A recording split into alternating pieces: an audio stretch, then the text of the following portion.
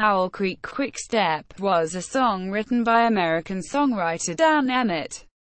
The title refers to one of the earliest settlements in Knox County, Ohio. It was commonly sung by Blackface minstrels, sax, Howard L. and sax, Judith. 1993. Way Up North in Dixie.